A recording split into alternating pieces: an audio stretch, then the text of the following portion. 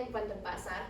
Pollution is awful, right? So, what can we do to reduce it? Well, I think my friend Armis Gold knows how to. So, let's hear her story, shall we? It was a fine day at the city. The sky was gray and the smell of oil was everywhere. A perfect environment for the CEO of the most successful petroleum industry. Armis was fine until her secretary knocked on her door. He said that a bunch of environmental protesters insisted on meeting her, so she invited the leader in and they talked for a long time.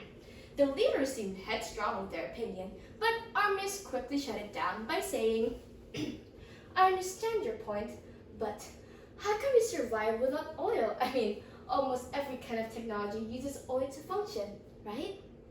The leader tried to convince her, but Armis still stands her ground.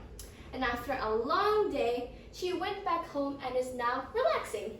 She was fine until someone was stealing her roses. She ran down to her garden, but the thief disappeared. She looked for them everywhere, but discovered something else. There was a strange patch underneath her rose bush, so she quickly crawled closer, but then she was sucked into it. Armis kept falling and falling until she landed with a thud. Ow. Where am I? It was somewhat a sunny day at a little town that was so lush and green. There were trees everywhere. She couldn't believe what she's seeing. Suddenly, she was interrupted by a voice. Hello there, miss. Wow, you're so tall. My name's Scrap Harvest. Nice to meet you. Where are you from? Ooh. Oh, hello. I'm Artemis Gold, and I come from up there. You're from the upper world? That's diggity dang cool. I can't believe the upper world is real. My parents wouldn't believe this. Can you come over to my house? Why? So I can show you to my parents. Sure, I guess. With that, she followed Scrap home. And when they arrived at their house, Scrap's parents greeted him. But they were shocked when they saw Artemis. Mama, Papa, this is Artemis. She's a giant from the upper world. And don't worry, she wouldn't eat us. You wouldn't eat us, right? Hello dear. I'm Papa Harvest. And this is Mama Harvest. Do you want some dinner? Artemis agreed with their invitation, and the Harvest invited her to their little home at the burrow. And with that, Artemis grew fond of the family and didn't mind staying there for a while. To pass the time, she decided to help them with their work. But the thing is, she isn't used to physical labor. She felt like she was getting behind compared to the Harvests. Then, at a hot, sunny day, Artemis had enough of it. Mama Harvest, can we just use a tractor to plow? This is inefficient.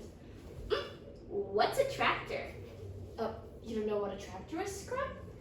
Nope, we use our magic to work. Everyone in the burrow has it. But a tractor can do wonders. It can speed up the process and you don't have to work that hard.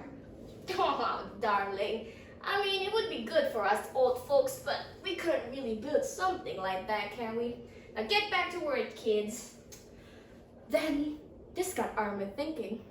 If they can't build it, she can build it for them. So, she started gathering materials, made the blueprint, and even did research for oil stores. After some work, it's finally done. Papa and Mama Harvest were impressed, but they still decided to use their magic. So, Artemis and Scrap used a tractor for some good old work fun. Until Scrap's neighbor said he could use one of those tractors. And this made Artemis make more tractors and giving it to the people all over the burrow. Almost everyone used her tractor and she was happy she could ease their work. Because of that, the burrow chief offered Artemis to be the local engineer and she happily agreed. She made sure that electricity was running all over the burrow and even helped them make their own oil industry. And this went on for almost a month. Everyone was thankful of her work, except for the Harvests. They feel kind of left behind, but as long as Artemis is happy, they're fine with it. One day, Scrap and his parents were farming the field until they heard their neighbors shouting for some reason. Oh, hello there, Farmer Todd. What's wrong? Oh, hey, Scrap. This tractor won't plow for some reason. I wanted to use it, but it won't turn on. Aw, bummer. Try using your magic for now then. Oh yeah, good idea, Scrap. What the what? Farmer Trot tried to use his magic, but he couldn't. For some reason, the magic couldn't flow in him, and this shook Scrap. He then went around his neighbors and asked if they could feel their magic, and they said the same thing. Then he realized the once green and luscious burrow had turned gray and dark. The rivers had a brown tint to them, and the forests are so barren. This was not the burrow that he knew. He decided to do something and met Artemis to talk about it. Oh, hey Scrap, what's wrong? Do you need something? No, but it's about the burrow. Huh?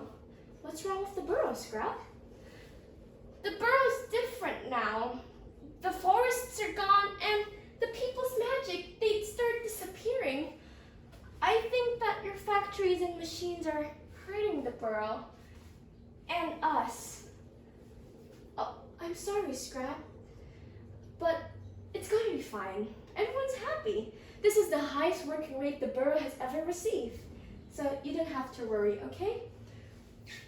But you're hurting us, Artemis! Our culture, our land!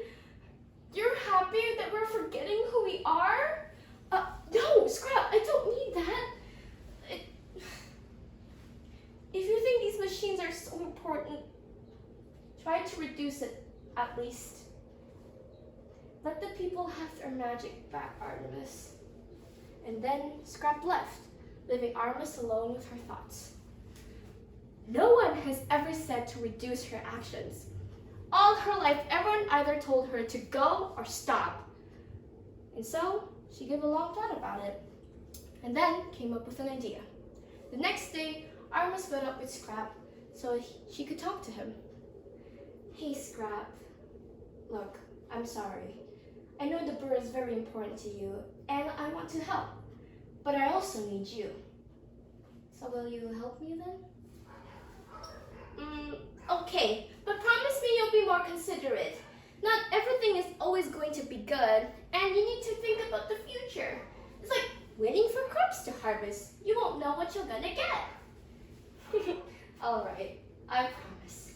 So, the plan begins. They first started to stop the oil industry and patch up the barren grounds. Armies then did research on the invasive plant so they can produce alternative oil for the machines. And all the machines now work on eco-friendly oil there's also reusable. Then it's on to saving the burrow. Scrap encouraged everyone to feel their magic flow. He puts his hand on the ground and things around him started growing. Seeing this, everyone joined and the idea worked wonders. The burrow is now back in its luscious and green state, and with the new discovery, it got Artemis thinking about her industry. After all that, it was time to leave. Before leaving, Artemis hugged Scrap tightly.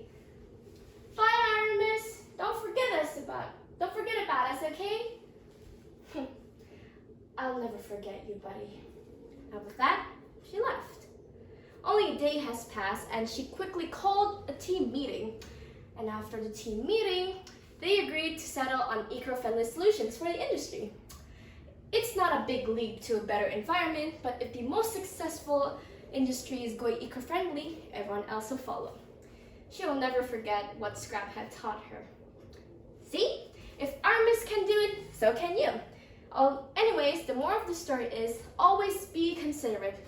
Things now aren't always going to look good, and if we can make sure it'll always be like this, we need to start from now. Let's get fun, guys. Thank you for watching. Bye!